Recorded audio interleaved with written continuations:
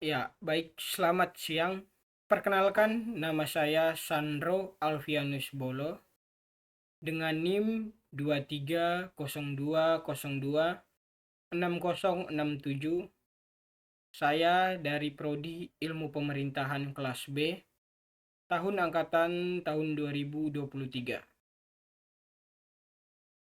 Dengan ini saya akan menjelaskan argumentasi saya terkait dengan bagaimana kepemimpinan di dalam pemerintahan harus dilakukan ketika seorang pemimpin dalam menjalankan kepemimpinannya memiliki banyak kepentingan, baik itu kepentingan masyarakat maupun kepentingan-kepentingan terhadap kelompok-kelompok tertentu.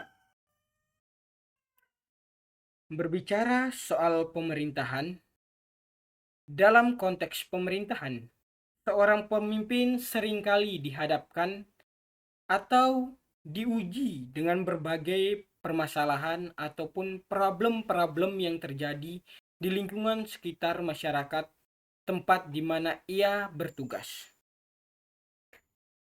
Baik itu dari lingkungan masyarakat luas ataupun dari lingkungan kelompok-kelompok tertentu yang memiliki tujuan untuk mempengaruhi jalannya kebijakan ataupun jalannya kepemerintahan dalam daerah tersebut.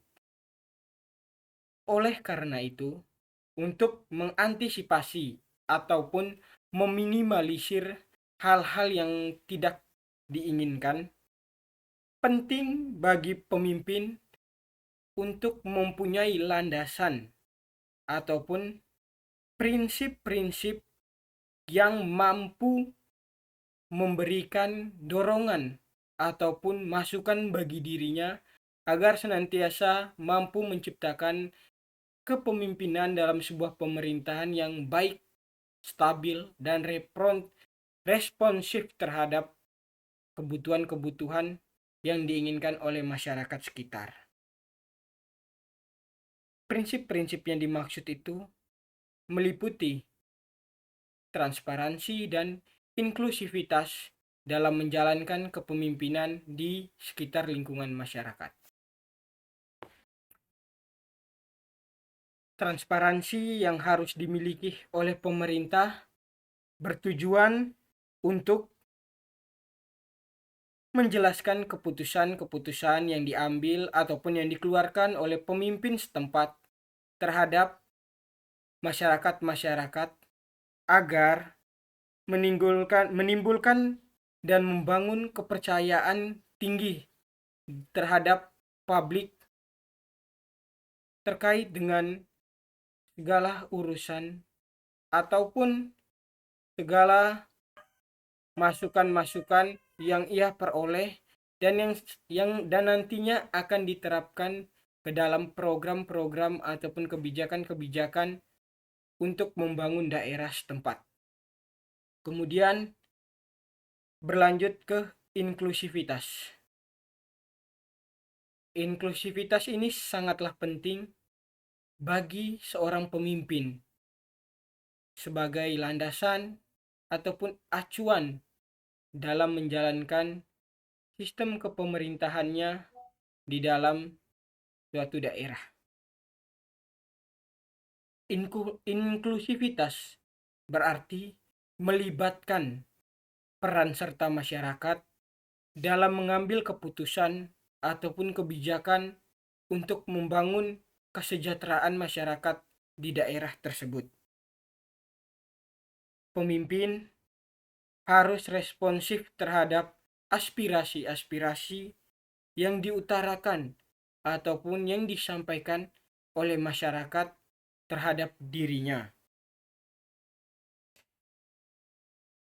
Selain aspirasi dari kebutuhan yang diinginkan oleh masyarakat, pemerintah juga harus bersifat inklusif terhadap kemauan ataupun kebutuhan-kebutuhan yang diperlukan ataupun yang dibutuhkan juga oleh organisasi non-pemerintah, sektor-sektor swasta, maupun segala usaha-usaha yang membutuhkan peran serta pemerintah dalam membangun usaha-usaha yang digarapnya tersebut. Dengan menciptakan inklusivitas yang baik, maka pemerintahan dapat menjamin dan memberikan kepercayaan tinggi terhadap masyarakat.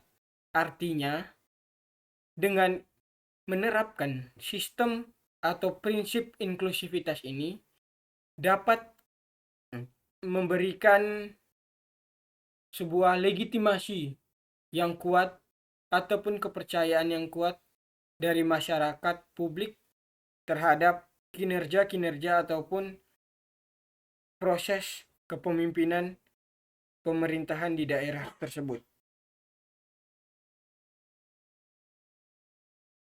Berbicara soal pemimpin, menjadi seorang pemimpin bukanlah tugas yang mudah ataupun gampang untuk dilakukan. Pemimpin yang baik adalah pemimpin yang mampu mengayomi, mampu terbuka, dan mampu responsif terhadap segala kebutuhan-kebutuhan yang dibutuhkan oleh masyarakat sekitarnya. Dengan begitu, pemimpin mampu memberikan dampak ataupun impact terhadap kelangsungan hidup masyarakat di sekitar tempat tugasnya.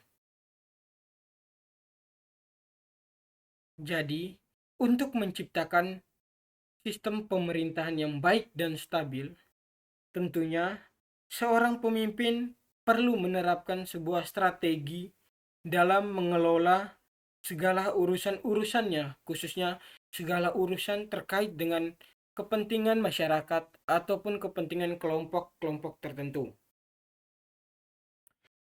Adapun beberapa strategi-strategi yang dapat diterapkan oleh pemerintah ataupun pemimpin yang bertugas, seperti memberikan ruang diskusi ataupun dialog terbuka antara masyarakat maupun pemimpin dalam memecahkan sebuah masalah ataupun memberikan sebuah solusi-solusi yang nantinya akan diterapkan dalam membangun kesejahteraan masyarakat ataupun kelangsungan pemerintahan di daerah tersebut agar menciptakan pemerintahan yang baik dan adaptif. Kemudian, ada pun strategi kebijakan yang berbasis bukti.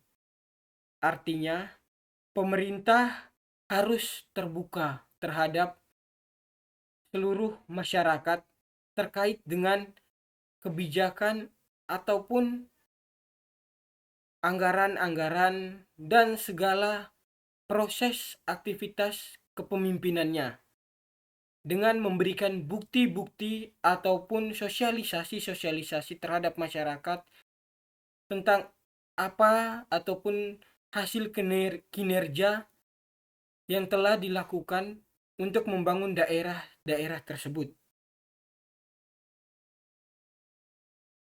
Dengan memberikan bukti-bukti tersebut, artinya pemerintah dapat memastikan bahwa kebijakan yang diambil adalah kebijakan yang paling efektif untuk keberlanjutan masyarakat secara keseluruhannya.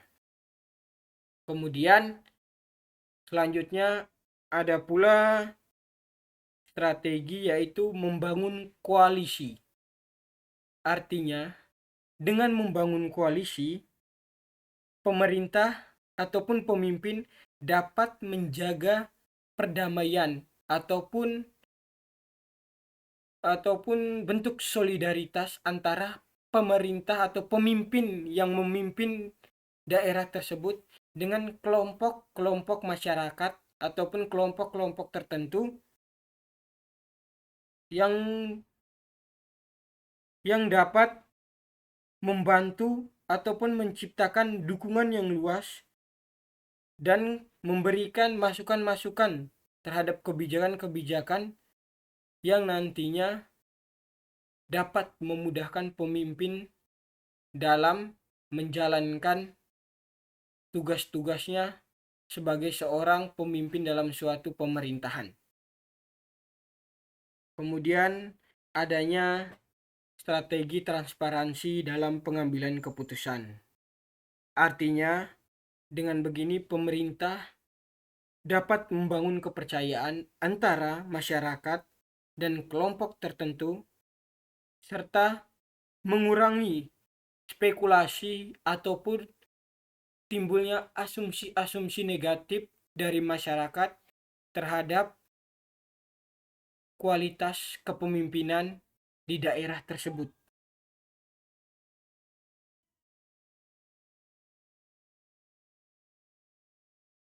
Seorang pemimpin tentu saja memiliki banyak sekali tugas ataupun peran yang kiranya berdampak terhadap masyarakat. Dengan begitu, maka pemerintah ataupun pemimpin di daerah harus mewanti-wanti atau meminimalisir terjadinya suatu asumsi ataupun tindakan-tindakan negatif yang dilakukan oleh masyarakat terhadap jalannya kualitas kepemimpinannya di daerah setempat. Jadi, dengan begitu, pemerintah ataupun pemimpin perlu menerapkan ataupun membagi kekuasaan agar dengan membagi kekuasaan ini dapat menciptakan pemerintahan yang stabil, akuntabilitas, transparansi, dan responsif. Mengapa suatu kekuasaan perlu dibagi? Kekuasaan perlu dibagi dengan tujuan untuk menghindari terjadinya pemimpin yang bersifat otoriter atau diktator. Kita kembali terhadap teori Montesquieu, yang dimana sistem pemerintahan itu dibagi dari eksekutif, legislatif, dan yudikatif. Dalam menjalankan tugas dan fungsinya, pemimpin juga perlu menerapkan sistem pembagian kekuasaan seperti ini. Hal tersebut bertujuan untuk memudahkan pemimpin dalam menjalankan tugas dan wewenangnya, baik itu terhadap kelompok masyarakat maupun kelompok tertentu.